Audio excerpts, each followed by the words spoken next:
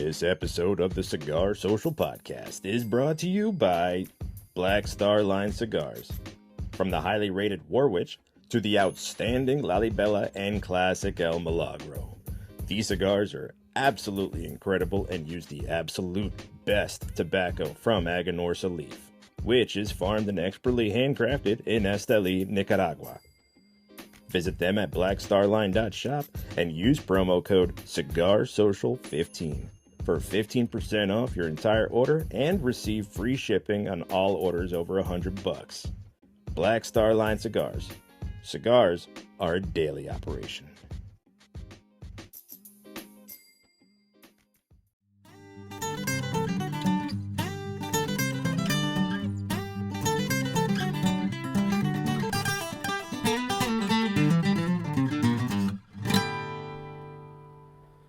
Welcome to the Cigar Social Podcast. This is episode 28. I am your host. My name is Matt. Thank you for joining. My guest today has brought not just a brewery, but a place for our community here in Batavia, Illinois to come together and meet and make friends. The beer is just a bonus. This amazing establishment and the culture that he created is something that this area needed desperately, I feel. This guy has a background in over 40 years in ministries, 32 of those years, founder and executive director of Cultivation Ministries in St. Charles. He has a BA in Christian Education and a Master of Professional Studies in Pastoral Ministry. Now he's the owner and head brewer of my new favorite local brewery here in Batavia, Sturdy Shelter, folks, Frank Mercadante. Thanks for joining me. Oh, thanks, man. I'm so excited to be here. Welcome to the shed. Yeah, this is awesome. We're going to go into what we're smoking first, and then we're going to dive into the cans. We have the El Milagro Corojo. This is a stick from our sponsor, Black Star Line Cigars. This is this El Milagro, translated the miracle. Owner Eric Bay says it was a miracle that someone at the famous El Titan de Bronze factory actually answered his phone call and got his cigar put into production. This is a Corona 6x46, which is now hand-rolled by our good friends and tobacco experts at Aganorsa Leaf in Nicaragua. The dark chocolate-looking Corojo wrapper brings a peppery notes of smooth, toasty qualities that you'll find in most Corojo cigars. This also has a double Nicaraguan binder and Nicaraguan fillers. This is a full-bodied cigar, which packs a little bit of a punch with they consider a full strength. And if you can't find this at your local brick and mortar, ask for it. Or, like you might have heard in the intro, go to blackstarline.shop, use promo code CIGARSOCIAL15 for 15% off. Now, let's get today's beer. We have beer, we have good beer, we have local beer, we have probably some of my new favorite beer. What do we have in front of us real quick, and then we'll dive into each one as we go through. Frank, what do you want to start with? Sure. I brought one of our first beers that we brewed, was called the Kluber IPA, which is a West Coast IPA. And it is named after the person who had kind of rehabbed our building and housed our offices there. Very kind of old school West Coast, which I particularly enjoy. And so I brought that.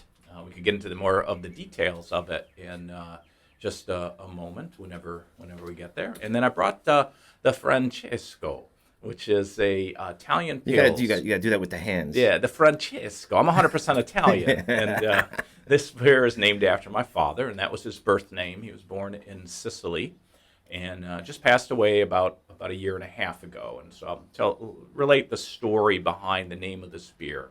But Italian pils, a lot of people think, oh, Peroni, but this is a very different style than like your kind of macro Italian beers. This is a style that was developed by actually a craft brewery in Italy. And it is really kind of a German Pilsner that is dry hopped. And we'll get into the details of that. Interesting. No, I can't wait. I think I might have had those. I might have had them before. When I first got to your brewery, it was like a challenge because I saw the board and I saw the menu and Oliver, my new favorite bartender, by the way, and we'll dive into him a little bit. He was like, what can I get you? I'm like, dude, let's just start from number one. And I'm just going to work my way down the list because it's all good. And I just want to have a little bit of each He's like, "Do you want a flight?" I'm like, "No, I'm going to dive into each one full glass." I got about halfway and had to come back and finish the job. So, Good thing. so let's pour up the Kluber, All right. and they come in crowlers, and I like the label, the logo itself, folks. You can go to the Sturdy Shelter's website at sturdyshelterbrewing.com or visit them at 10 Shumway Avenue in Batavia, Illinois, and that's at the 60510. Good color to that.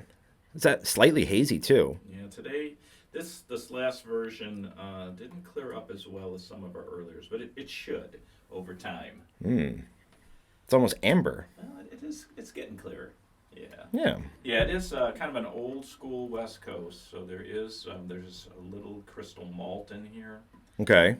I didn't really. Sometimes you forget your. I didn't come over with.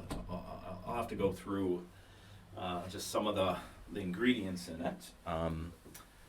But it is. I do think it's probably our best version of it. So when we first started brewing this, as a new brewery, you're often just trying to figure out your equipment and like what kind of efficiencies we're going to get on our malt.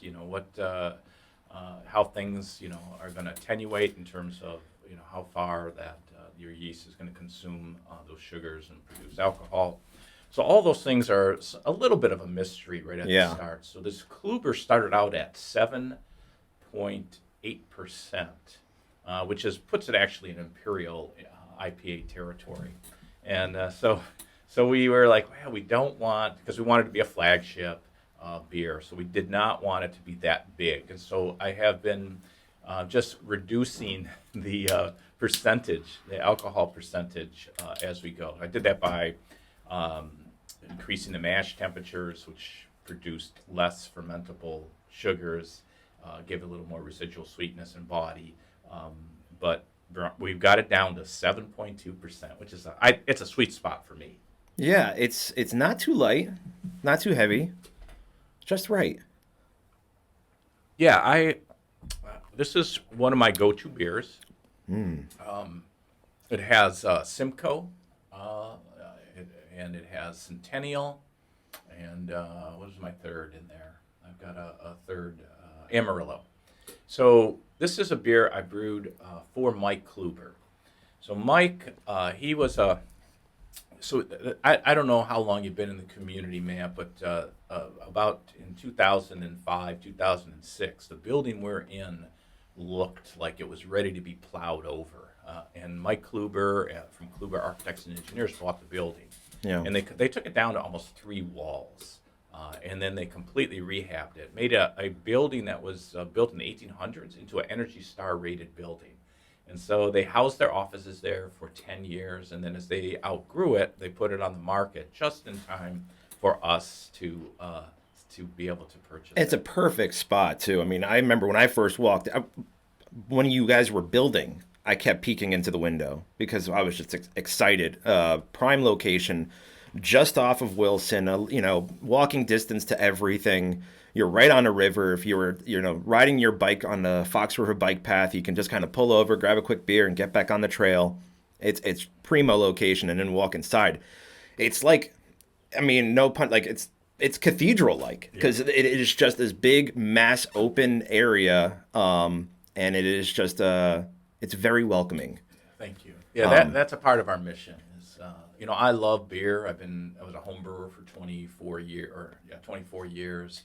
I did brew professionally in the city for a while, but I love beer. But I think even more than beer, we love to bring community to people, and that's a lot of my background. Is how do you build community? How do you help people feel like they belong, that they're welcomed, and that we're a location and a brewery that is very much all about that. And that's key to who we are. And we do, as you mentioned, Oliver earlier. Oliver was our first hire, and he'll be a partner in the business. And he very much embodied what we were going for because he is. He's a walking smile. He's like a cartoon character, and I love him. Every time I walk in there, he's like, even if there's a line of people, if he sees me walk through the door, he'll like lean over and just wave, like, hi. Yeah. He's just a great dude. Yeah, he is. He is.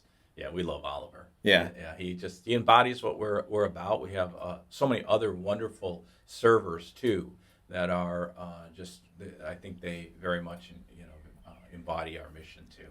So it is. I think. I'd want to be known. I want to be known for good beer for sure, and we really do work at making our beer. We're just good, and hopefully excellent and outstanding.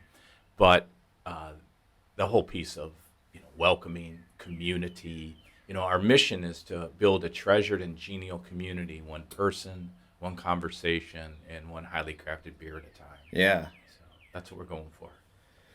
So we'll dive into the name, where it came from, and all that. But let's just start from your start. You said you were a home brewer, and then you brewed professionally in the city for a little bit.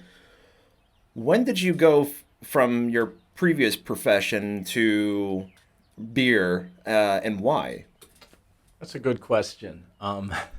So I think a lot of it had to do with our desire to reach out to people. We're hoping the other piece, we want our brewery to be a house of accompaniment, kind of accompany people, a refuge. So the name Sturdy Shelter, it actually comes from a passage in the Catholic scriptures, and it's faithful friends are a sturdy shelter. Whoever finds one has a treasure. Is that Sirach 6:14? Yeah, Sirach, yeah. Uh-huh. And what was crazy, Matt, was we named the brewer. We thought, well, this embodies who we are. We wanna be a place where you could bring friends, meet friends, make friends, and so we went through a whole process with our family members who, the brewery is primarily owned by our family. And we have 6 kids. That's a whole other story. But so we wanted we went through a process of naming it, and we just Sturdy Shelter. That's just the name that we want to have. And this is before we found the building. But was really crazy after right before we opened. My wife went downstairs. We have, now guest bedrooms, but we have like 5 bedrooms for, where our kids were. One of the guest bedrooms we call the wedding bedroom. And that has all the pictures of all our kids and their wedding, photos, and ours too. But my wife had in there our wedding invitation. And they used to kind of put them in, these frames, and someone would always do that back, like we've been married for 42 years. And so she looked at it, and our wedding invitation began with, faithful friends are a sturdy shelter. Whoever finds one has a treasure. That was back in 1980? Yes, 1980, November of 1980. Yeah. It was now it's like full circle. Exactly. But we also, so I did a lot of, in my youth ministry world prior to this, I wrote 4 books, and I wrote small group series curriculum for young people. But a lot of my research at the end, one of my last books was called Engaging a New Generation. And I really became a student of, how young people think, how millennials think, how Gen X or Gen Z thinks, and how it differs from Gen X and boomers. And I really, I wanted to build a place, that would attract young people, that would, and that we would cater to their understandings of life, and be a place where they could belong. Quite honestly, I think a lot of young people don't necessarily find the church a welcoming place for many of them, and especially if you're on the margins. And so we wanted to be a place where everybody's welcome, everybody belongs, unless you make other people feel like they don't belong or they aren't welcome, because it's just central to who we are. So that's where it really, so a lot of the research I did really kind of formed in the writing, formed our mission. Yeah, and I can tell just by your location. You have the beautiful bar. You have perfect, seating everywhere. Then you have like a little cove with like a couch and stuff. You have a cool little bicycle table that carries all your games and cards, and people want to sit there and play Yahtzee at the bar, they can. And then you get the little spaces in the back and upstairs. And so that like you said, it kind of caters to whatever you're in the mood for at that time. You want to sit at the bar and belly up, you can, or you can go all the way in the back and play darts. It's all inclusive to everybody. Yeah, and we really did that intentionally. Yeah. We did want, because people walk in with different needs. They come in with a certain disposition. I mean, we have like a therapy center near us, and sometimes people will come in after therapy, and they'll come and we have that one little area right on the river. So we got that the river room, but there's one little corner there where you could sit in comfortable chairs and just look at the river. And we found, people like this is my post therapy reflection. It's a therapeutic beer. Yeah. Yeah. No, and I love it. I love the fact that they're finding that a peaceful place for them. And then you have, you could be, like you said, you could be right at the bar or, in that front area where there's a lot of things going on and a lot of noise, living room. So so much of that has to do with my wife's, like her involvement in this whole brewery. I think a lot of people will say that breweries are often started by a bunch of men who love beer and love to brew beer, and then they'll make a little space for you to drink it. And so this place does have a warmness to it, like you're coming into a home in many ways. And we really wanted to capture that. Yeah, absolutely. I couldn't agree more. And speaking of your location, and I'm going to jump around on my notes here, but there's a rumor of an upper deck patio that's going to be built pretty soon that kind of overhangs the Fox walkway and brings you kind of over by the river. Yes, we are working on that. Okay. So we had it in our initial design, and we had to actually go through a process of getting some changes, some variance changes in zoning, because they allowed a deck, but the deck had to be 14 feet from grade. Well, that's exactly where you walk out, so there would be no room for any kind of structural support of the deck. So we went through a whole process with the city, and they approved us, allowing us to go 12 and a half feet under, or 12 and a half feet from grade. So we were actually hoping to do that with our initial building, a build out. But as we kind of got things, we got in the middle of post-COVID, big inflation. Yeah. But the other issue too was it was an amenity that could only be offered on the top floor, and so we would need to put in some type of lift. Yeah. Now there's some legality to that, but for my wife, that is a moral issue because everyone's welcome. That's your culture, right? Right. That's the mantra of Sturdy Shelter, where everyone's welcome. You can't really do something up there and say, "Hey, sorry, you can't go up there." Yeah. Right. And it'd be it would be the bomb. Yeah. I mean, we have it where it goes really pretty much right to the river. So we are working on that. As a matter of fact, I have a meeting with the city this coming week to discuss. So we also have the possibility, and we're hoping this goes through, but we have the possibility of putting maybe a first floor deck on right beyond the Riverwalk. And if we're able to do that, we may be able to allow people who have any kind of disability to enjoy riverfront, and then build the second floor deck. There's some implications. There's some things that have to be done. The retaining wall has collapsed.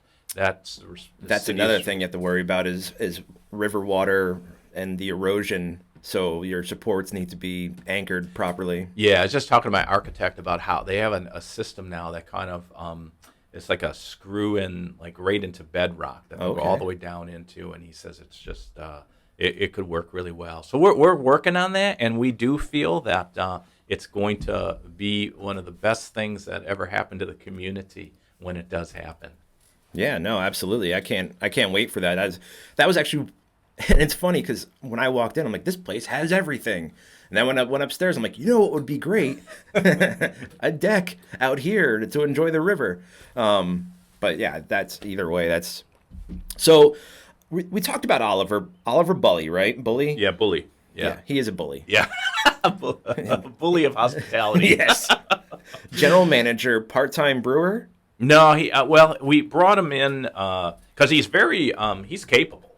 He's a good brewer, but I think he is so like. Sometimes I feel like we would waste him Yeah. in the brew house. No, he needs to be front of house. Yeah, Yeah. yeah. And like I said, he's my new favorite bartender. He remembers a name, he remembers a face, he greets you, like I said, with that contagious smile. You even if you're in your bad mood and you're there just to, have a beer and forget about something, he'll easily help you get through whatever you're going through. Yeah. How did you cross paths with him? Yeah, that's a good question. My wife had a friend that she had met through. I think they were going through yoga certification. So she met a young woman whom she really liked, and that woman. She told her that my husband, looking at opening a brewery. She goes, "Oh, my roommate's a brewer." And so Oliver was married, but they had an extra room in the house that she rented. Mm-hmm. And so she connected me to Oliver, and we went out. We had a beer together. We ended up spending 3 hours together, and I just instantly, liked him. It's hard not to. It would be a lot of work, I think, not to like him. But so then I went to the brewery that he was working at, and I was like, watched him, and I was like, yeah. This guy's the best guy I have ever seen behind a bar. And so I thought, immediately, this guy embodies what we're all about. And he gets that. That's the thing. When he has the exact same vision that we have in the sense of, make great beer, but have incredible hospitality. Yeah. Help people feel welcomed, wanted, belong, and significant, because there are thirsts that are so much deeper than the thirst for beer. Yeah. And it's to be connected, and I think we long, especially after COVID, and we all long for connection with one another, and we're hoping to be that place where we're trying to do all kinds of events and to draw people in with different interests. The other thing I want to say about Oliver before I forget, I call him OTO, Oliver the Original. And okay, because he is just an original guy. I've never met anyone quite like him. So when I go down there, I'm going to call him OTO. You'll call him OTO. He'll smile because you've been talking to Frank. I'm a nickname giver, and he's also he's a prodigy with names. Yeah. Like I know how important names are, and it's really important to me. But sometimes I'm like a blank. I know I'm you. awful with names. Me too. I hate that about myself. Yep. And he's a prodigy when it comes to remembering names. Just crazy. Yeah, we had when I first moved into this neighborhood, and I'll let you've been talking so your cigar went out, but. When we first moved into this neighborhood, I was telling you before we started recording, we would sit on the front porch and people would walk their dogs by. And like when we got to know the neighbors, my wife and I had a running list on our phones. Okay, 4 doors down, gray house, that's blah, blah, blah. And, their dog's name is blah, blah, blah. And so then after a while, you kind of remembered. And that's how I have to deal with remembering names, because I can't off the whim, just especially once or twice. And I was probably there once, and then the next time Oliver's like, "Oh, hi, Matt. How the hell did you know?" Isn't that crazy? Yeah, I know, it's crazy. There are people that they were like, they said they met him in Wheaton when he worked in Wheaton. Yeah, and they say I walked in, I went to that brewery one time, and I come into Sturdy Shelter, and he goes, "John, welcome." With that high, John. And the guy was like, I don't know how he remembers me, So I think it baffles everybody how he does that. Yeah. And he does, it just seems to be very natural to him. Yeah, I've thought about maybe I should take Polaroid pictures with people, and then I put them on my wall and put their names on it because sometimes I forget. I know, like and I'm a slow processor. My mind's slow. Like that's why I write. Yeah. Because I could formulate thoughts, and like I walk away from somebody, so oh my gosh, now I remember that whole conversation. I remember their background, but I probably look like a doe in headlights prior to that.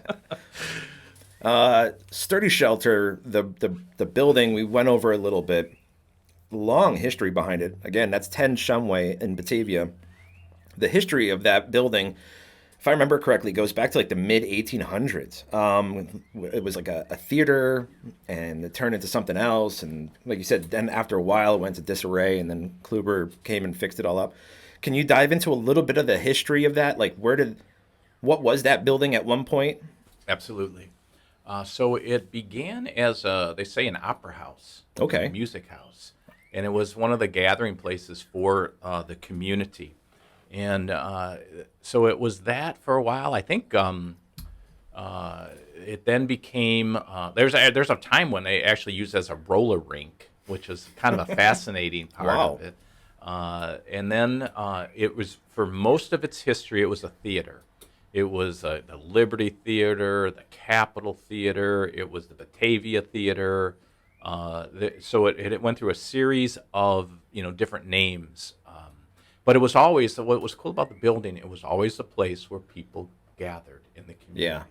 And so we were really excited about bringing it back. And I'll get into that just in a little bit. But there's one piece of history about the building. So the mayor here is, in Batavia. Good old sweater vest. Yes, yeah. Mayor Shelty. He's a history buff and a storyteller. But he insists that when Mark Twain in 1869 came to Batavia, he spoke at our building. The building itself was, I think, a wood structure at the time, and there was a fire afterwards, and then it was rebuilt with the foundation remained, but they rebuilt it with brick. Mm-hmm. So it has this long history of the place where the community gathers. We did brew a beer called the Huckleberry Sour. Now, we released it on kind of the eve of Mark Twain's birthday in November. It was November 30th. And we wanted to make a beer that, if you read what he said about Batavia, he got a letter while he was here from his fiancée, who became his wife shortly after. And he called it a dreary town. He was called like the friendless dreary town. Wow. And so now some people would say that he was doing kind of a literary juxtaposition, where he was saying what a beautiful photograph he got in this dreary town. Mm-hmm. What his love for her in this friendless community. So we're hoping that was the contrast. case. Yeah, to show contrast. We hope that was what was going on. But we if you take it literally, we that's why we call it. He was sour on Batavia, so we brewed the Huckleberry Sour. It was a really nice beer. We'll brew it again in the fall to toast him. We did toast him. We actually toasted Batavia. Mm-hmm. We read the letter. Everyone booed. And then we toasted to Batavia, which is a wonderful community. It is. It is. It's. I mean, this is like Pleasantville. This little town. It's a gem. So we met last year briefly at the first annual Batavia Pints by the Pond, and you shared a station with our friend Steve Newman from Brother Chimp, and he was on the show. I believe they're doing it again this year. If so, will you be there, have your own station, and will you be having a special release for that, or maybe? Yeah, I did. We haven't really. We will be there. Absolutely, Yeah. we'll be there. We'll have our own, because Steve was gracious. He allowed us to do a collaboration brew with him before our equipment was running, before we were fully able to do so, and it was a very kind and thoughtful gesture from him. And so we were real, and we're happy because he makes great beer there. Oh yeah, it's a great brewery. He's my favorite brewery outside of Batavia. Yeah, they do great work there. Great beer, great community. Steve's just a wonderful man too. Yeah. So we will be there. I haven't yet thought of, will we do something special for it? Because we do have some beers that are named after the community. So we brewed a Helles Lager, which will be always on tap because it's become pretty popular, and we call it the Batavia Lager. We also brewed early on. I always thought it was going to be like we'll do a wit every so often, Belgian wit, and so we thought we would try to be witty.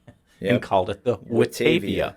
You know what the funny thing about that, Matt, is I can't tell you how many people live in Batavia and they come up and say, could I have the Batavia? Yeah, exactly.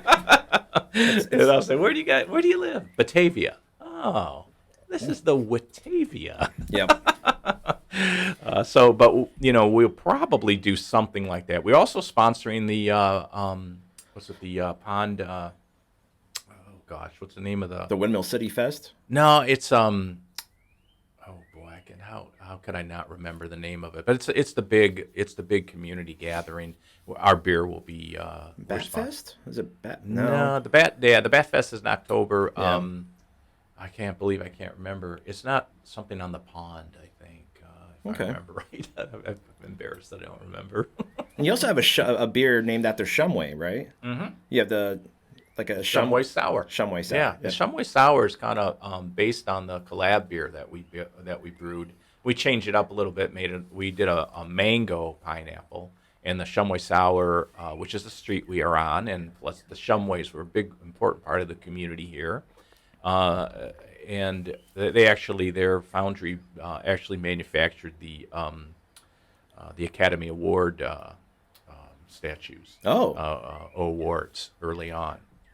So, the Shumway Sour is a pineapple forward with mango accenting the beer, and it's a big seller. We'll make it again. Right now we did a peach sour, peach with some cinnamon and vanilla, and that is coming out for Mother's Day, and we're just right now we'll be kegging it probably this week, and then we also coming out this week. With Cinco de Mayo, we have our first Mexican pale lager. So we're excited about releasing that. That will happen this coming week also. Okay. A lot of things coming up then. Yeah. Speaking of things that are coming up, I know my wife went there one day to do the yoga at the brewery, and you guys do a trivia with Oliver and bingo.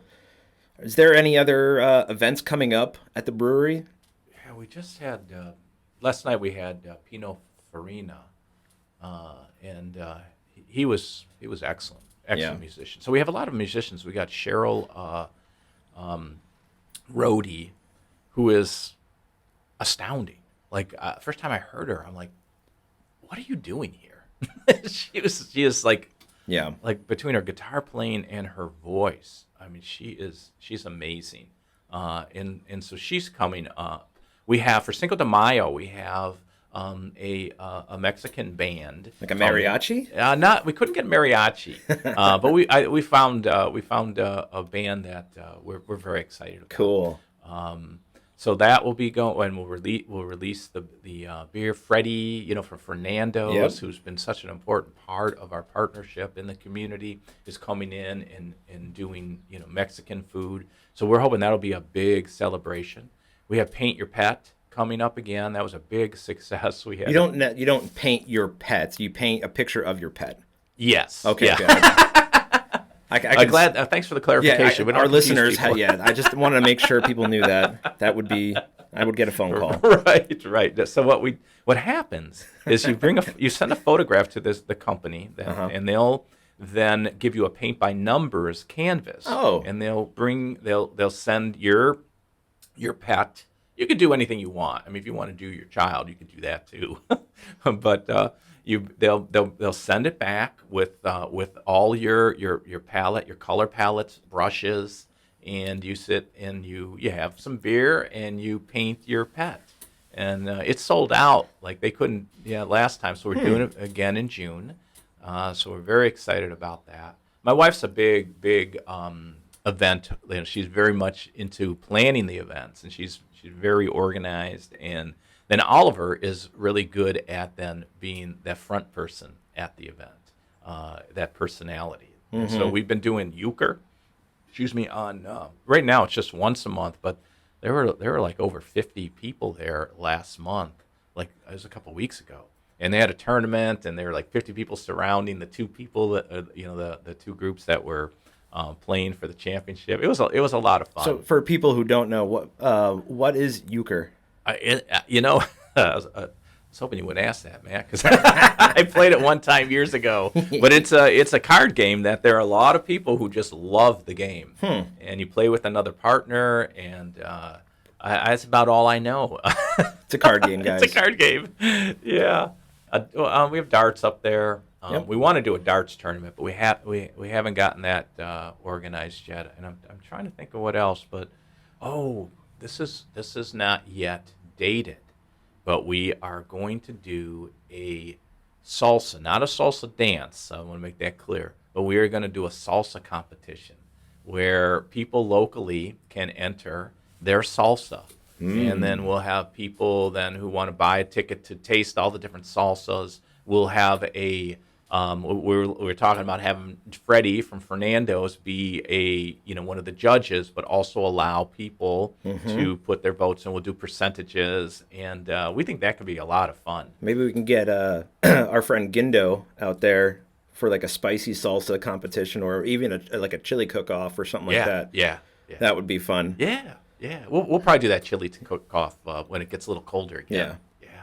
No, we like I said, the bottle of hot sauce there, and we had Gindo on, and actually, we've done a chili cook-off here during our block party, and I even had Gindo go, "Oh wow, that's a little spicy." I'm like, "That's coming from the pepper guy." All right, nice. I did a good job. Everybody else was sweating, but he liked it. Nice. Do you source your hops locally, or where do you get your hops from? So we get them through hop suppliers. A number of them are on over in Washington, Yakima.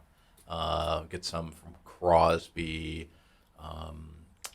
What else? We have about 3 different suppliers that we get right now. A lot of bigger breweries have contracts. So they contract for certain hops. It does give them a better price and often a better selection.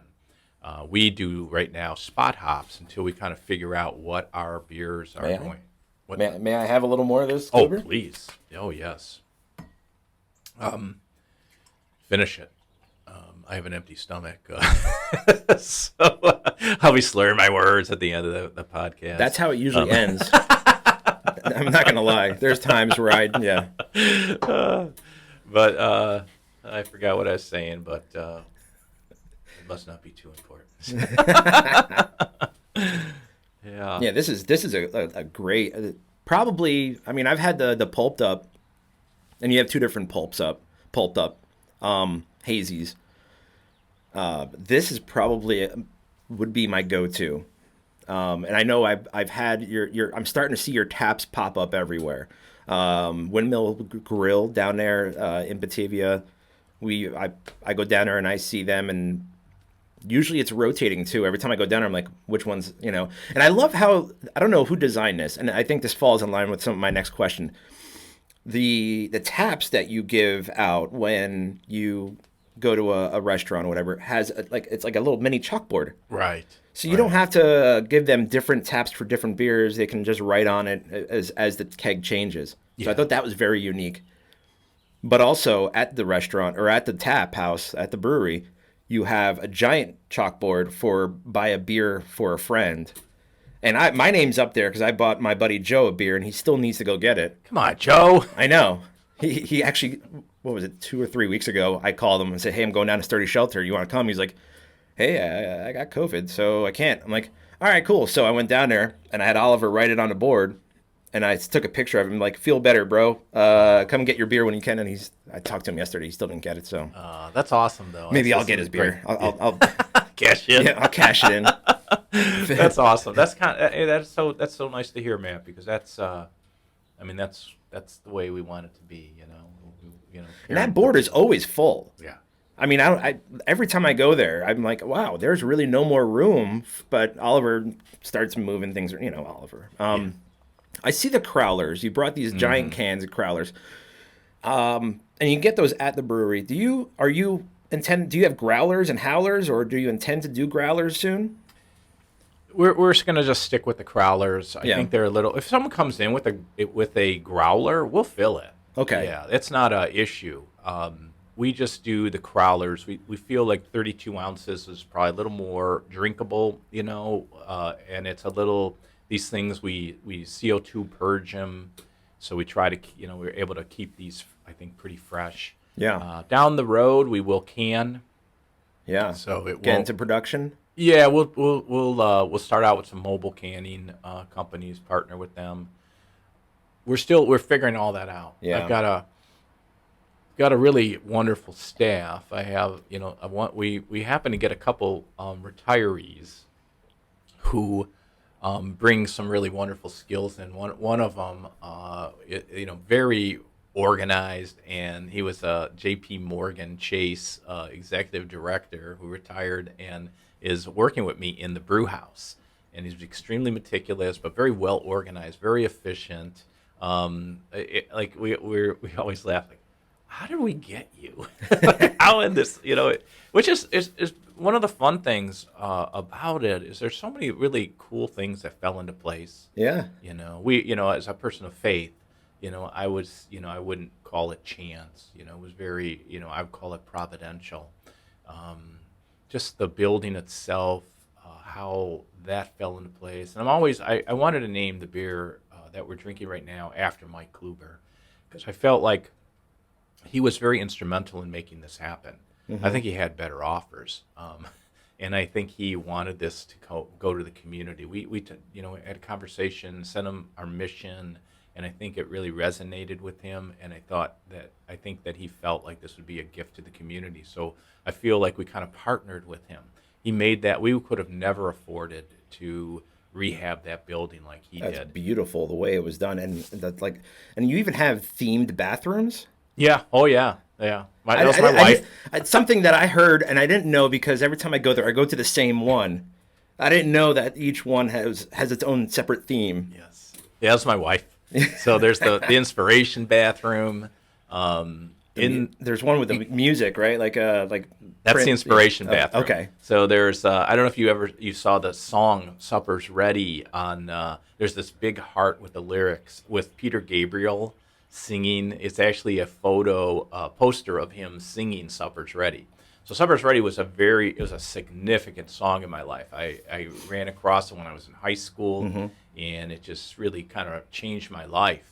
And so that was an inspiration for me. And there's some other things that my wife's inspiration. So it's really eclectic bathroom where you'll see Francis of Assisi, John Lewis, I think Freddie Mercury. So there's a lot of interesting people in there. But then right next door to that is the beer bathroom, and that is all about beer. A lot of fun beer posters in there. And then the next one, I don't know if you've been into the cat bathroom. No. So Oliver has two cats, and we have one cat. Of course he does. Yes. Yes, he does. And so there's the cat bathroom. And I remember one of our regulars, Mike, I remember watching him, was talking to him at the bar. He would have to go use the bathroom. So he goes in, and he walks into the cat bathroom. He walks right out, goes into another bathroom. And I'm like, what is that? And he said, and I said, what? You walked in and walked out and went to another bathroom. He said, yeah, I don't like that cat looking at me when I'm peeing. So there is this one cat over the toilet that's just kind of staring, Creeping at you. Yeah, it's creeping at you. And so there's a lot of fun cat ones. And then we have the children's. So we have the changing table in there. And it's all about, it's got dinosaurs and fun stuff that children would really like. Wow. Yeah, so. I've only been into the inspiration one. Yeah. But now I got to explore. You got to expand yourself, man. Wow. But that's, I have to, my wife had a lot, we were very meticulous about details. And so just little things like that. And I have to, give a shout out to her. About what an amazing job she did, just in the decoration, and then we have our architect, and Yeah. our architect Terry Opperman was amazing. We just super enjoyed working with him, and then our general contractor Sequoia was. A lot of people they always general contractor. Ours was wonderful. They kept us on budget. They kept us on time. They were superb. Yeah. I mean, just the architecture itself. And I mean, from the first time I walked in, obviously, like I said, it's just wow, just immediately. But if you go upstairs, you can look down into the brew house, the brew area. You see all the tanks. And then just the way everything was kind of put into place. I even noticed when I was sitting there, I looked up, you guys even put like acoustic sound deafening panels up just so the sound levels didn't get too loud and it didn't reverberate as much as it should, where a lot of restaurants don't even think about that. But a building like that, it's grand, it's massive, it's huge. But I can see how architecturally that was engineered to stop, the sound being just obnoxiously loud. So yeah, and a lot of thought. Well, I have to confess that Kluber put those in there. Yeah. And so he had that already there, and we obviously kept it, especially with the crowds that are in that place. So yeah, no, there's a lot of thought, there's a lot of detail. We asked our architect to reuse so all the glass that surrounds the brew house. Those were surrounding offices. Okay. With Kluber's firm, and we had asked our architect to let's reuse that glass and put it all around the brew house. And he did a fabulous job designing it around there, and the big cedar timber, that is all over the brewery is kind of that symbol of the strong, sturdy. Place where Sturdy Shelter. Yeah, exactly. Falls in line. I see what you did there. Yeah. You don't offer food. I know you have like breadstick, like chips and stuff like that. But our friends at Damo Barbecue are there a lot. Actually, we were down at Damo's last night. They operate out of Freddy's kitchen. Freddy's usually there. Chuck's Flatbreads. Any upcoming food trucks or meal events that our listeners can check out? Sure. Well, I know we had yesterday. I think we had my wife knows all the names. And you know what? I can't really. I think we have paired up today, which probably by the time people listen to this, they'll be gone. But we have. You had a cheese guy yesterday, or cheese, not mac and cheese, a grilled cheese guy. Yeah, kind of. But he also had it wasn't just grilled cheese. He had quite a nice. There were. He had cheese curds. He had burgers with cheese that were really good. Yeah. I thought their food was excellent. And Damo is always great. Yeah. Freddy is great. Bocandito. So and I think we have Riverside, Pal Joey's. So a part of our mission is really to partner with a lot of these places who do excellent food. Yeah. And we'll do what we do well. And if we could partner and keep them busy, and keep them financially healthy, and besides that, I mean, they just do great stuff. So we're all about that partnership. There's enough locally to showcase and have an active rotation. I know Windmill City, I think, even delivers pizza to your place. Oh yeah, so, Windmill, Riverside, Pal Joey's. We're always cleaning, throwing out. We look at all look at this where this one came from, and we encourage people order. We actually have a book that has all these restaurants in it. You could just ask for that. We're hoping to in the very near future put together a list of the beers on a menu that kind of describes them a little better, and on the backside, different food options that are locally that could actually deliver right to your table. That's awesome. And this cigar is pairing very well with this Kluber IPA. The cigar is excellent. Yeah. I'm Oh, that's Black Star Line for you. They're yeah, I'm going to check this out. Yeah, I absolutely going to check this out. I really it's just an excellent cigar. local guy, Eric Bay. He's a Southsider. Okay. He was on the show a couple times. Good friend of mine. But yeah, he's coming out with phenomenal cigars. He's got a couple new ones coming out. One that he just announced, Mr. Fahrenheit, which is it's a showcase, and I think even some proceeds go to Fireman Foundation. I don't know the details, but it's still in the works. But just a great dude altogether, and great company. I'm really enjoying the cigar. So it's funny, man, because I never smoked cigars until probably like 3 years ago. I have a priest friend who is from the Bronx. His name is he was Father Joseph Espaillat. He's a Dominican, and of course, from being from the Dominican Republic, he is very much into cigars, Yeah. and I was into beer. So I would tutor him into beer. So it was funny because he was in Rome. This is how we connected. He was in Rome, and so that the book I had mentioned earlier, Engaged in a New Generation, he was coming back to the U.S. and he actually bought the book in Rome, and he was reading it on the plane, and he said he read almost the entire book from Rome back to New York City, and he was saying that the attendants were saying, Father, what are you reading? Because he was like, because they'd come up, would you like this? No. And so he very much enjoyed the book, and I had an opportunity to meet him at a national gathering, and so we became really good friends. And we actually did some things. One of the books I wrote was called Positively Dangerous. I wrote it for young people about being positively dangerous in life, being that kind of person that, in a very positive way, you could be a danger to people around you. And Like Oliver. like Oliver, exactly, exactly. And so so we've done events. He's taken on the theme of that book and the message of that book, and has done things in India. And we did something together in Buffalo, but it was a lot of we did Positively Dangerous retreats, but we became fast friends. And he was a cigar smoker, and my first cigar was with him, and it was the Triple Maduro, and he was like he was like, I don't know, this is a big cigar, and you're like a rookie. And so I said, no, I like it, Maybe all my taste buds are dead or something, but I do enjoy that cigar. It's big. Well, a bold. lot of people have this misconception where they see a Maduro cigar, which means like it means dark. Maduro is essentially just the color. It's been fermented for a long period of time.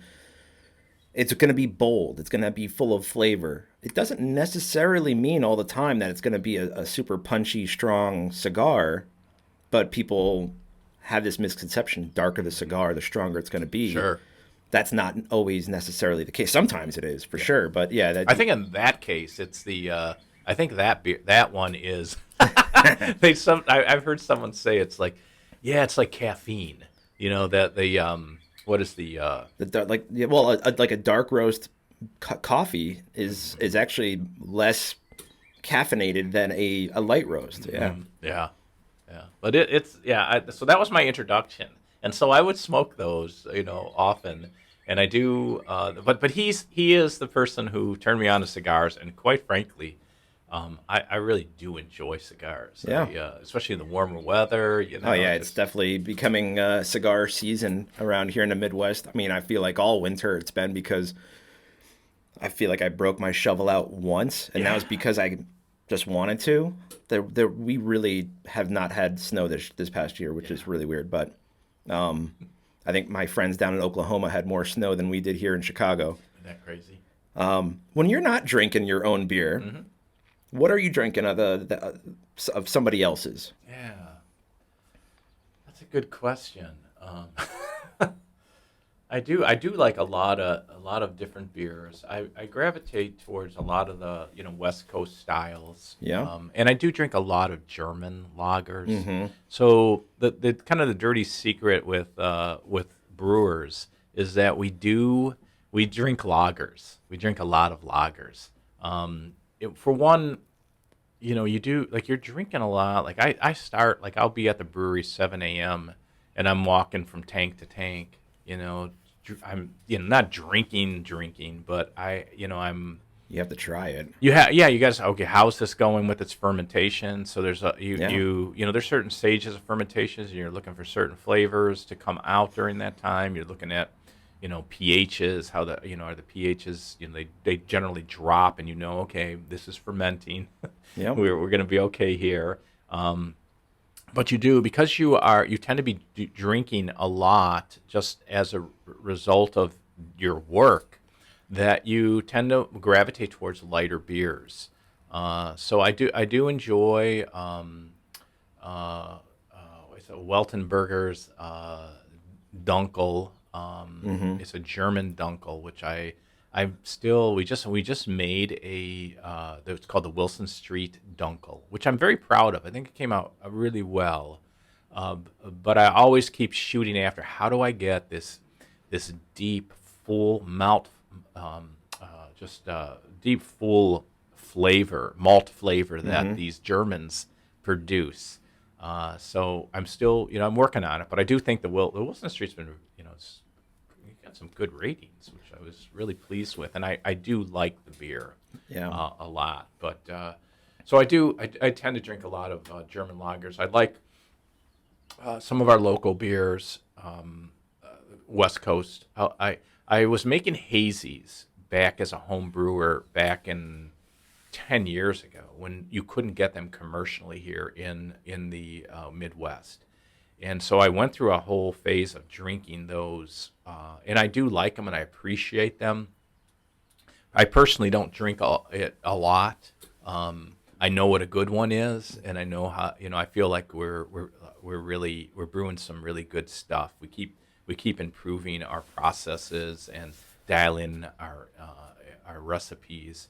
So we just kegged Pulped Up, which is our hazy series. We just kegged the middleweight, and I think it's the best middleweight we've ever made. And we changed some processes on it that we're really proud of. Are there any talks about Oktoberfest beer? Yeah. Oh yeah. Yeah. My wife and I, we stock up when we're one of those Oktoberfest nerds, if you would. A lot of people come out with really good Oktoberfest beer. Some of them fall flat, but for the most part, when we see, like a Solomoth or even I think Alter does a pretty good one too. I'm not sure if I can't remember, but they Oktoberfest is our let's stock the basement with a couple cans because when it runs out, and you can't get it until next year. We have 2 cans left downstairs from Off Color Brewing. But yeah. So you have Oktoberfest in the plans for this year? We have a date. Yeah, it's I know it's the weekend after Labor Day is going to be our Oktoberfest weekend. Would that be like a Marzen? We're going to brew a Fest beer, which is a little more popular in Germany. So a Fest beer is kind of a bigger Helles. The Marzen or Mertzen, wherever, whatever area you're coming from, I brewed a lot of those, and I used to have an Oktoberfest every year at my house. I'd always brew a couple batches of it. But I think we're going to go with the kind of what would be a little bit of a lighter than the Mertzen. So, yeah, that's what we're going to go with. We think you could, my experience is for a lot of people, they when they see a darker beer, just as you were talking about, Matt, like you see these darker Maduro wrappers, it's strong. Well, people do the same thing with beer. Yep. They look at it and think, oh, it's dark, it's going to be heavy. Like that Dunkel is a 5% beer. Mm-hmm. There's nothing heavy about it. Well, it's like your Irish James. Irish James, when I went down there for St. Patrick's Day, and I had that, and I'm like, wow, it's dark. And you almost get this. It's gonna have that Guinness type of flavor to it when you sip it. You're like, that's opposite of what you thought. Yeah. Looks are deceiving with that one. Yeah, they are Phenomenal beer. Yeah, thank you. It's named after our friend James from Ireland, who was really like a lot of our beers have stories. That was one of the things like in my business plan. I wanted to honor people. So like the Cali IPA, that's named after a friend he was the executive vice president of Nicor, and I've known him for years, a humble man, but really just brilliant. And he would help me with my financials as I was developing the business plan for this. And I remember one of the things I said. Honestly, one of the first book I wrote, Matt, was 400 pages of a manuscript. Wow. And that was a really, really hard task. But opening a brewery was more difficult. And I remember saying to him, I said, Bill, this is hard. And he says to me, he goes, well, if it wasn't, everyone would do it. Yep. And I just, but he'd look over my stuff. He'd give me a lot of wisdom. And it didn't help. I mean, it didn't hurt that his name was Cali, and like California. And so we made a West Coast, the Cali. It worked really well, and it's quite I like the Cali. It's a great West Coast option. A little bit of a lighter malt profile than the Kluber, a little bit lighter. It's in the 6%. But so we got the Cali, we got the Irish James. James was an architect from he's an architect in Ireland. Worked actually with the architectural firm that we had hired, but then had since moved on. He worked with my wife my wife is a director of pastoral ministry at St. Francis High School. Okay. And she's a doctorate too. She's got a doctorate in theology. So James he's a just really intelligent, lots of skills. He took all these photographs for us, helped us with kind of like thinking about the architecture and about choosing the building. So I wanted to honor him, and he came in, his partner came in with him, and she was looking at the at the board, saying, what about that one down there? And and it was a sour. Because I don't want a sour. and right next to it is Irish James. He's like, oh my gosh. So yeah. So that's and we also as we go on, there's a lot of I want to be a positive, like be a place of positivity, and we'll name beers after people that bring a quality that is worth emulating, and we'll try to brew the ingredients like the Francisco, which we're about to. We should crack that. I think so. Pretty soon here. So Francisco was named after my father, and he was born in Sicily as Francesco. I can't remember the Italian Charles, but it's North Sicily or South? I don't remember my dad. I remember my grandfather, my other side, the Trucarici side, were from. I think they might have both been from Sanagra, the Sanagra area, and I'm not exactly sure where that lands. I haven't been to Sicily. I've been to Rome and much of Italy on a couple of occasions, but I've never been to Sicily yet. But my dad was born there, and he passed away in January of 2021. And so we were all I was in the process of opening the brewery, and it was a long endeavor. And then COVID came, and so my parents listened to me, about my dad was a great listener. He was not much of a talker. He was very quiet actually, but my dad was described as a very pleasant, easygoing, kind man, and that kind of characterized him. He was not a beer drinker though. His parents, both my grandparents, made wine at home, but he didn't drink very much at all. No, he didn't even drink wine, but definitely not a beer drinker, except occasionally if he'd go out to dinner, he might have a Miller High Life and not even finish it. The champagne of beers. The champagne of beers, exactly. So my dad had, he had cancer that had progressed, and he was starting to decline, and he started to stop eating. And at that point, I came. They live in Cleveland, and so I was going to make the trip to be with him in his last days. And my mom says to him when I'm about to leave, she says, "Oh, Frank, my dad's name was Frank. We called him Frank, but Francesco was Yep. his real name, his birth name." She goes, "So Frankie's coming," and he's like, "Oh, I'm gonna have a beer with Frankie." And it was like that. Like he did not have. You He had a never had nickname, a right? beer. Your nickname was Little Chico? Chicho. Yeah, Chicho. Big Cheech and Little Cheech. Yes, that's what they call Frank in Italian. So I get there, and my dad's in bed at this point. He's really declining. He hadn't eaten in days, and he's laying in bed, and he was happy to see me, and he says, "Beer, beer." So 2 days before he passed, and a day before he passed, we had this beer together, and it was a craft beer. It was a Pilsner, and I could I saw his face little grimace a little bit because it was a little bit more stronger than he drank. But I interpreted that as my dad's blessing, Yeah. the father's blessing on your opening a brewery. And I also saw it as, in my last days, I want to have a beer with my son. I know how important that is. He loves beer. He's opening a brewery. And so I thought I want to make a beer that kind of honors him.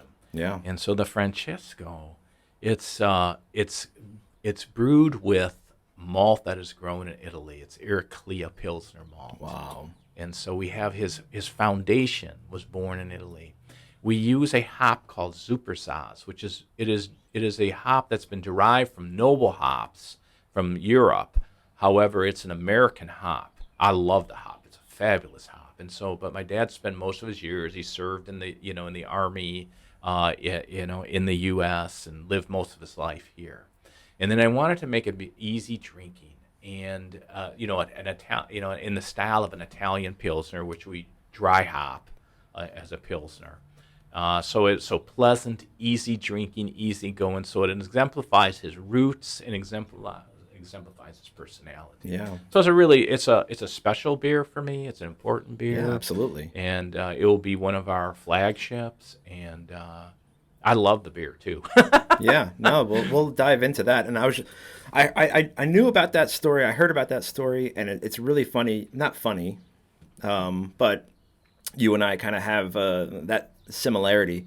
Last time I spent time with my pops was drinking beer. And actually Oh, he's over there holding up Oh, a beer in that's the nice. picture. But yeah, so it was like it's one of those come to same thing. But he's from Palermo. Well, he's not. He was born in the Bronx, but his grandfather was from Palermo. Oh, that's awesome. So You're Italian. yes, fellow Guinea over here. Yeah, that's awesome. But yeah, but he was that New York Bronx Italian, Yeah. So Oh, yeah. he was the light of the party. He would, if he didn't see somebody dancing at a wedding, he no matter how old they are, he'll grab their hand and pull them up and start dancing. But yeah, you get a couple of beers in him. And the last time we spent time with him, my wife is a therapist, so I saw her grab her phone and hit record and slide it across the table. And so 1 a.m, we're sitting there just drinking beer, and all the stories came out. So it was nice to kind of have that last beer, well, case of beer with him. That's awesome. So- what was your dad's name? Bob. Bob. Yeah. Nice. That's awesome. That's amazing. When did your father pass? Father's Day of last year. Oh my. So- that's fresh. Yeah, it's fresh. Wow. So yeah. But yeah, that's something we have kind of in common, kind of. Yeah.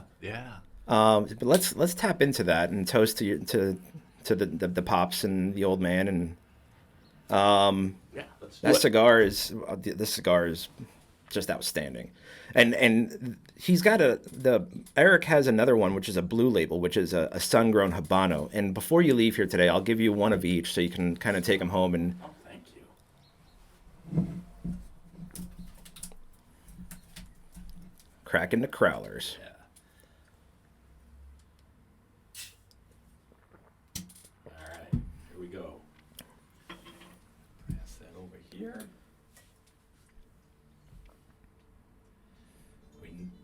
Well, wait till I get.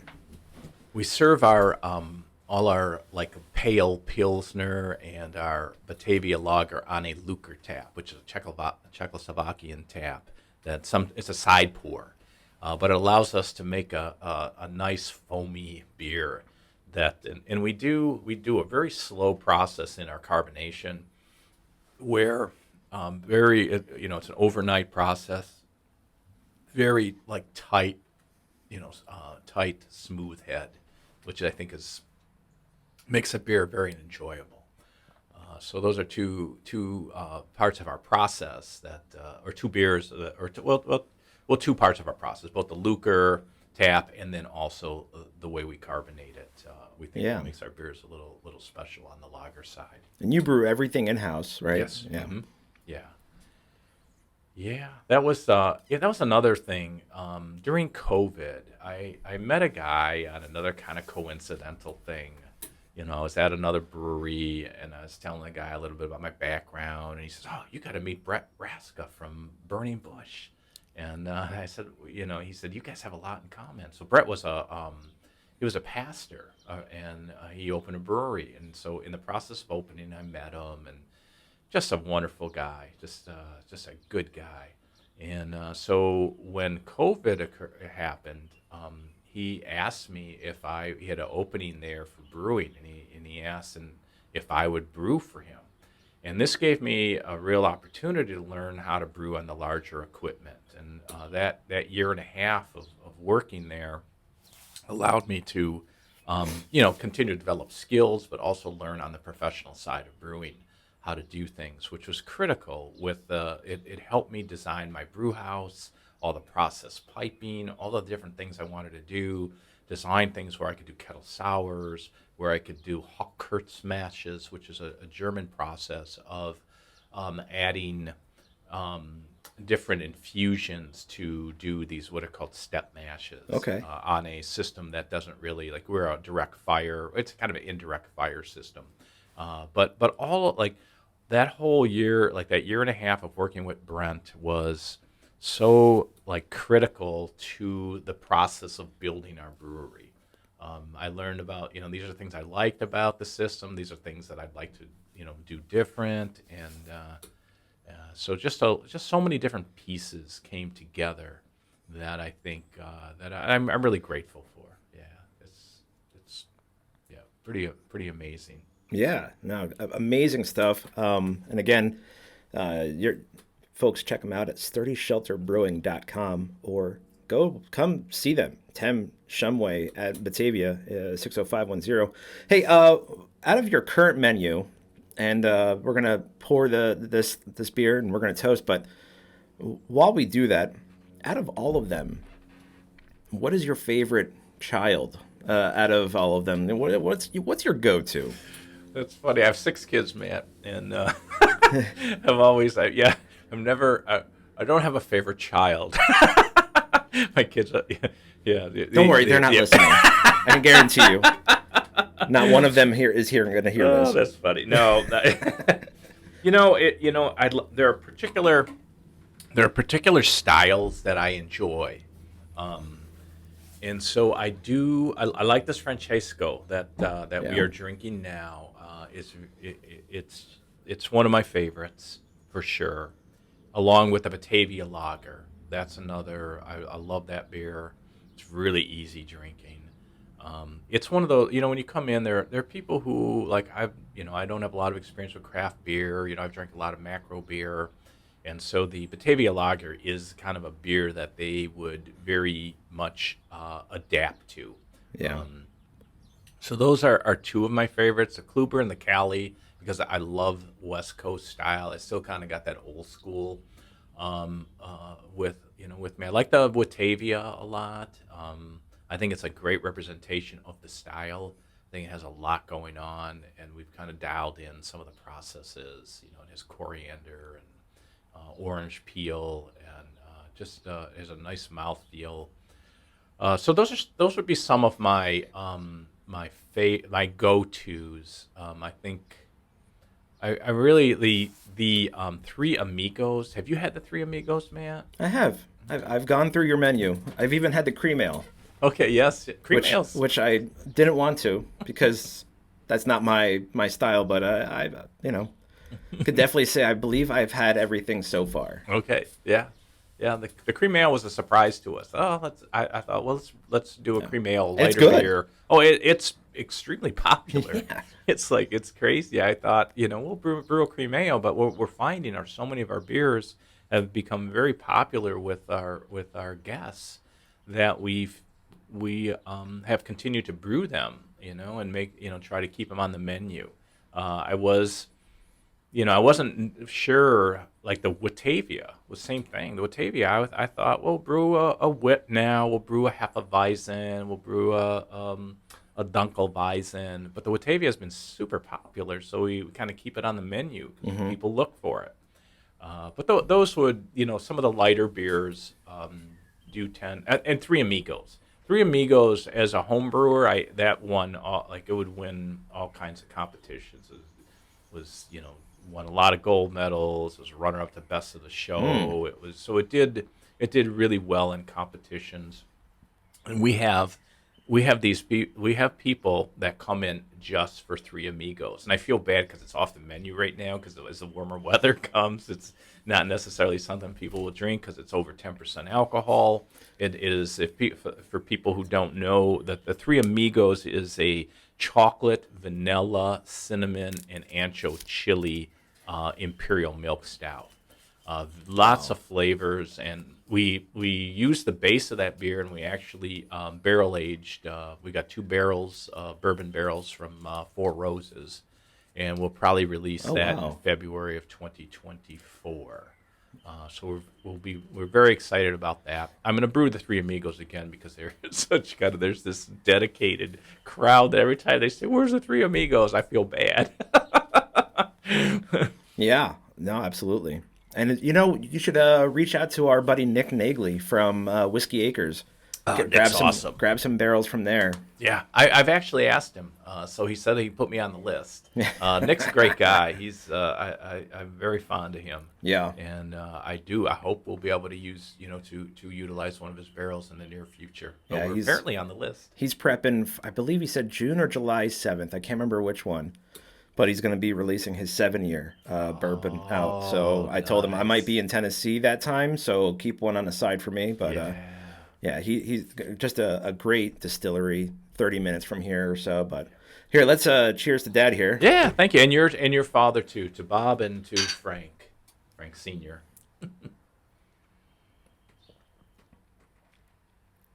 Oh, that's like it's light. It's but it's flavor. It's like a flavor bomb, but you don't expect it because the color on it is like a light amber. It's Yes, I put it in the kind of golden territory. golden. Yes. Yeah, Yep. in the golden territory.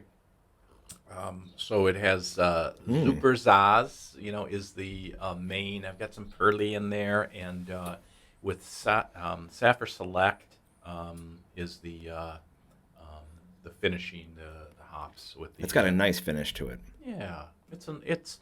I didn't like a lot of people with the Italian pilsners will go a little strong on real hoppy, and I'm not a big fan of really hoppy lagers.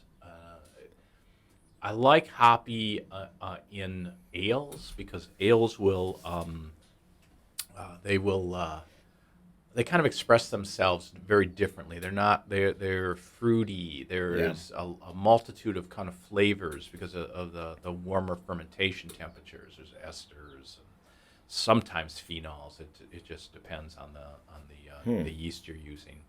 But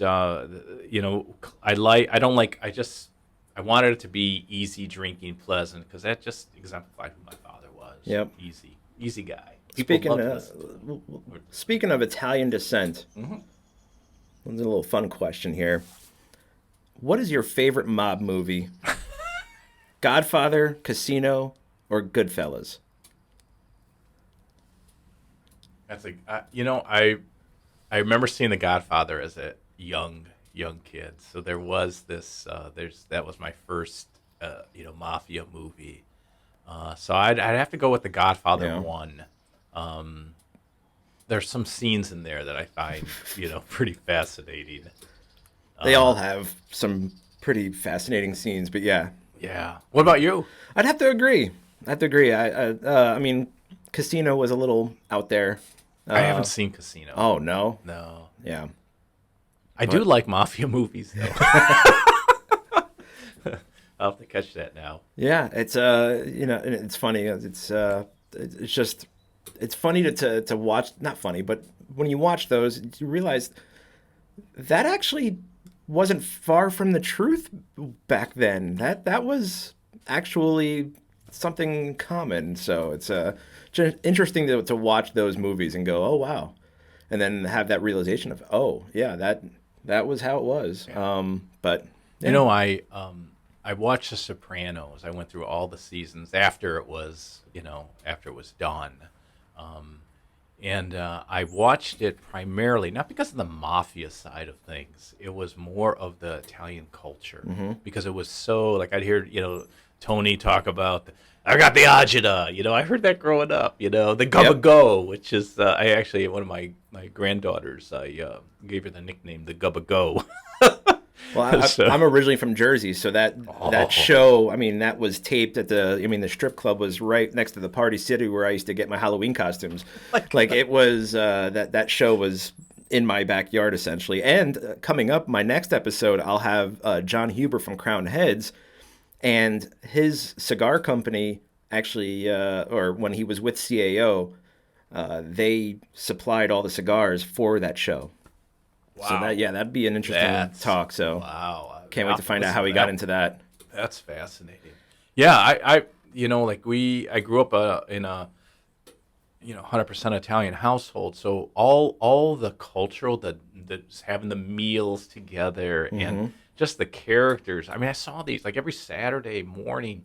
People would start coming over to our house, and my mom was, excellent cook, and she would, she was that person who was, oh, I got nothing in the house, and then there's like a feast sitting at the table, in a few minutes. Yep. So all of that stuff was very, just very relatable as growing up as an Yeah. And Italian. and for me, like it's weird because Pops was the cook. My and so when we'd have Sunday dinners and birthday parties and all that, like we'd have a house full of people, Yes. and he'd have trays of stuffed shells and manicotti and just lasagna and just yeah. Yeah. No, and really, I think Sturdy Shelter in many ways embodies some of that Italian hospitality. It was, everyone was always welcome, and it was like, come into our house. Yeah. Are you hungry? No, no, of course you are hungry. No, I had three. No, that's an insult. You have to have four. 4 helpings.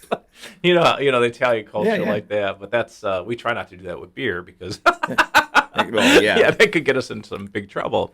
But Here, it is take some to go. yeah, You're gonna be hungry later. exactly. Yeah. No, the Italian heritage is important. Like it's deep in my roots, and I do believe it expresses itself through the mission of Sturdy Shelter too. Yeah. I like how that kind of segues into each other, and like I said, that if there's some one thing Batavia was missing, Sturdy Shelter was it. Thank And you. and it's finally here. I mean, I know Energy City's a couple blocks away. At one point, they were open 12 minutes a week, like just so you for pickup only. And now they have the tap room open, but what you have going on downtown is something that, like I said, we've been missing. And so thank you No. for doing that for the community. That a couple things. One, I want to. Energy City is more of a production brewery. Now they have opened a tap room, which that in recently. What they do amazingly well. And they do a lot of like funky sours, and they're Crazy. yeah. And like that, I'm often like, wow. Yeah. So they do some great stuff. but Batavia at the time was missing a taproom focused brewery, and so we always felt like Batavia is the place. And there's something unique about Batavia. When we opened, I can't tell you how many times in the first couple months that Batavians would come up to us and say, "Thank you Yep. so much for opening this here." I was blown away. There was one evening, my wife was cleaning up the back. This was probably like our opening weekend. And there was a young couple. They were in the river room, and they were staring out, looking at the river. And the woman said, I don't know if it was her husband, but she said, "Wow, could you believe this? This is ours. Yeah. This is ours." And I was so, like, we were so touched by that. Like, that, yeah, this is ours, and we're happy to bring this to you and be community together. And we're going to build that deck. And we're gonna, there's gonna be nothing like it, I think, in the area that will hang, be right on the upper level of that, and lower. Hopefully we could do both. Yeah. But we wanna, like, this is a community that, I mean, you got Geneva, you got St. Charles. That's what I was going to say is Batavia's always been kind of competing because Geneva 3rd Street, I mean, you can go there for just about anything. Yes. And St. Charles is built up too. So Batavia's always, but in a good way, we've kind of stayed quiet, but we have been missing. We have, Sidecar Supper Club. We have Bar Evolution. We have Windmill Grill. Like, we have some of those establishments. But as far as a brewery, and I believe we're going to be getting a winery pretty soon too. The Geneva Winery is going to be doing a second location where old Kitty Academy or whatever it was. Yeah. And so yeah.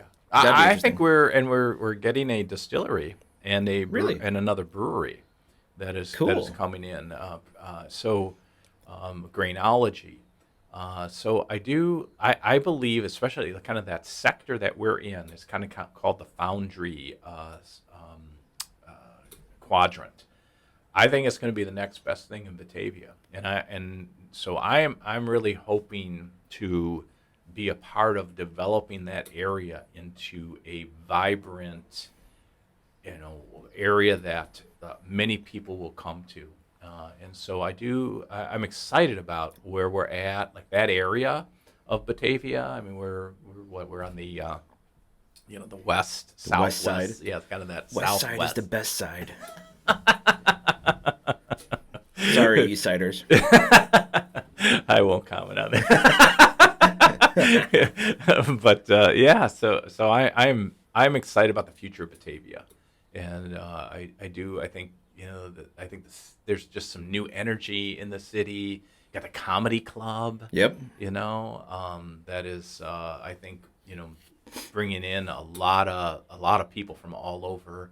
So I'm very excited about the future, and in our quadrant, I'm hoping to be a part of helping that build up where it draws people not only from our community, because I think Batavians have been longing to be able to stay in their town. Yeah.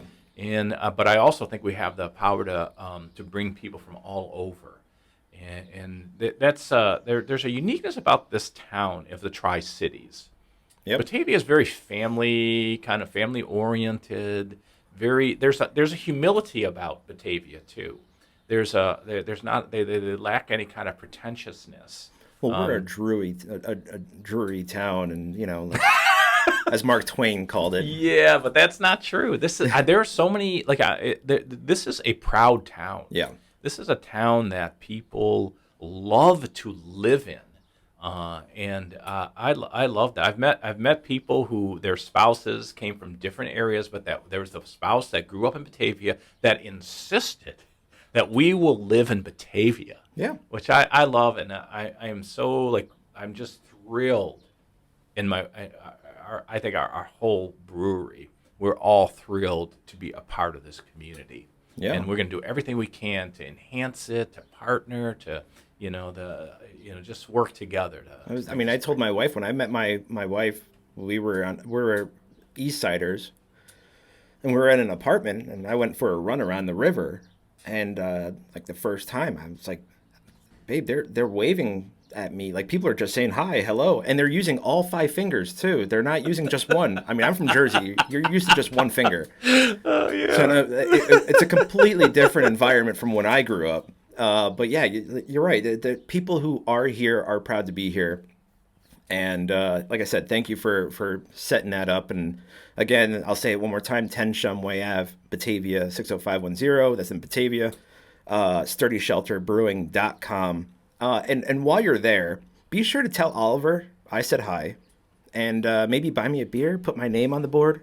That'd be awesome. That'd be I'll keep awesome. looking. Frank, thanks for taking the time. I know you're busy, and Oh, that's not yeah, you got a lot never going too on. busy to spend time Yeah. talking with you. I That's what we're about. Friends of the Leaf, don't forget to check out our official sponsor, Black Star Line Cigars at blackstarline.shop. Use promo code CigarSocial15 for 15% off your entire order and free shipping all over orders over $100. Next episode, like I mentioned, we'll have the owner and founder of Crown Head Cigars, John Huber. Can't wait for that one. I'll be smoking the Tennessee Waltz, which is a hard to find cigar. I actually had a buddy from Colorado send it to me yesterday. I'll be pairing it with a dark roast coffee. Thanks again for listening. We'll see you next time here at the Cigar Social Podcast. Take care, everybody, and stay safe out there.